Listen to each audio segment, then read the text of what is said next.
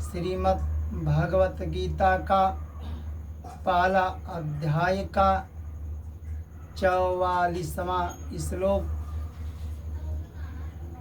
उत्सन्न कुल धर्माणाम मनुष्याणाम जनार्दन नरके अनियतमवास भवति इति अनुशोश्रुम। अर्जुन कृष्ण भगवान से कहते हैं, हे जनार्दन, जिनके कुल धर्म नष्ट हो जाते हैं उन मनुष्यों का बहुत काल तक नरकों में वास होता है, ऐसा हम सुनते आए हैं। भगवान ने जिस प्रकार यह मनुष्य का शरीर दिए हैं, यह मनुष्य का शरीर 84 लाख योनियों में सबसे श्रेष्ठ है, अच्छा है। जिससे 84 लाख जितने योनि है उससे ज़्यादा मनुष्य का ज्ञान प्राप्त करने के लिए श्रेष्ठ है। तो भगवान ने जैसे मनुष्य का शरीर दिए, उसी तरह भगवान वेद पुराण शास्त्र गीता भी दिए, जिसको मनुष्य पढ़कर सत्य असत्य, धर्म अधर्म, न्याय अन्याय, पाप पुण्य, हिंसा अहिंसा का ज्ञान भी है, ज्ञान प्राप्त कर सकते हैं। तो भगवान ने मनुष्य को विवेक दिए हैं, जो सत्य असत्य, धर्म अधर्म, न्याय अन्याय का ज्ञान भी है। उस ज्ञान को, विवेक को लेकर मनुष्य को नया कर्म करने का अधिकार भी है। मनुष्य को सत्य असत्य, धर्म अधर्म, न्याय अन्याय का ज्ञान लेकर चाहे मनुष्य कर्म करे या चाहे मनुष्य कर्म न करे, चाहे अच्छा करे या बुरा मंदा कर्म करे, मनुष्य को अपने आप अपने ऊपर मनुष्य स्वतंत्र है। इसलिए मनुष्य को विवेक विचार पूर्वक कर्तव्य करना चाहिए। विवेक विचार पूर्वक मनुष्य को कर्तव्य करना चाहिए। और यह मनुष्य शरीर कर्तव्य करने के लिए ही भगवान यह मनुष्य शरीर दिए। कर्म करने से तो मनुष्य बनता है, तो भगवान यह मनुष्य शरीर कर्तव्य करने के लिए दिए हैं। अब कर्तव्य किसको कहते हैं? जो मनुष्य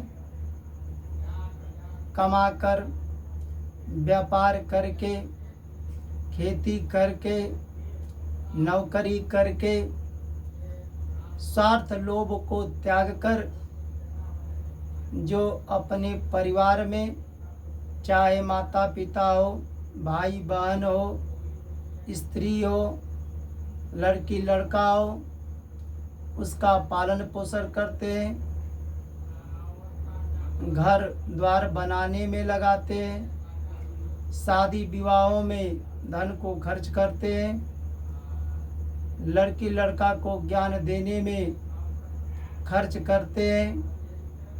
पर स्वार्थ लोभ को त्याग कर, यह सोचकर नहीं कि हम लड़की लड़का को पढ़ाएंगे लिखाएंगे, सेवा सत्कार करेंगे तो हमको एक दिन दुख में यह काम आएगा। स्वार्थ को काम आए या ना आए, लोभ स्वार्थ को त्याग कर अपने परिवार का पालन पोषण करो, शिक्षा दो, शादी विवाह में लगाओ। उसी तरह कोई भूखा है, चाहे घर का हो, बाहरी हो, चाहे कहीं का भी हो, उसे भोजन दो। प्यासे को पानी पिलाओ। कोई बीमार है, उसके आगे पीछे नहीं है, उसका रक्षा करने वाला, सेवा करने वाला चाहे है भी तो वह समर्थ नहीं है। उसको अगर कोई बीमार है तो उसको दवा दो, उसका इलाज करवाओ। गरीबों में दान करो। जो हाथ पैर से अपाहिज है, आँख से अंधा है, उसे भी दान दो। कोई भिक्षक तुम्हारे शरण में आया है, उसे भिक्षा दे दो। संत महात्माओं को दान करो, भोजन कराओ। पक्षियों को दाना डालो, पशुओं को चारा दो।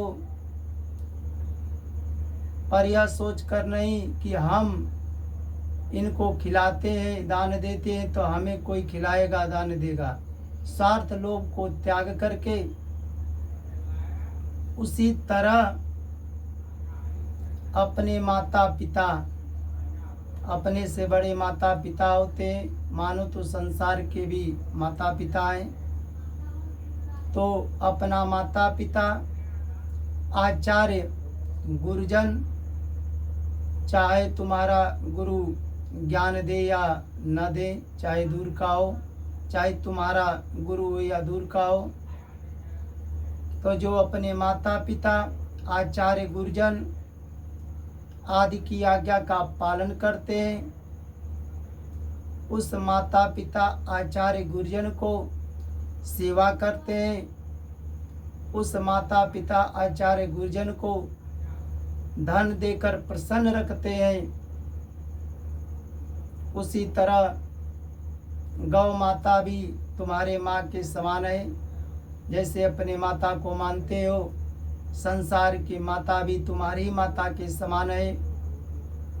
उसी तरह गौ माता को चाहे गौ माँ से फायदा हो या न हो, उसे पानी दो, उसे चारा दो, उसको सेवा सत्कार करो। उसी तरह ब्राह्मणों का सम्मान करो, जो समदम, तपस्या, पवित्रता, संतोष, क्षमाशीलता, भगवान की भक्ति करते हो, ज्ञान देते हो, जो कर्म का ब्राह्मण हो, उस ब्राह्मणों का सम्मान करो।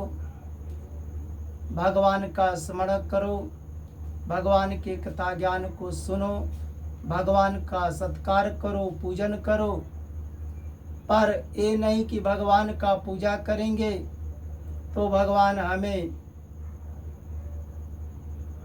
धन दौलत देंगे, भगवान हमारा कष्ट को दूर करेंगे, भगवान हमारे लड़की लड़का को नौकरियां देंगे। ये तो अपने लोभ लालच के लिए हो गया। तो ऐसे जो कर्तव्य करते हैं,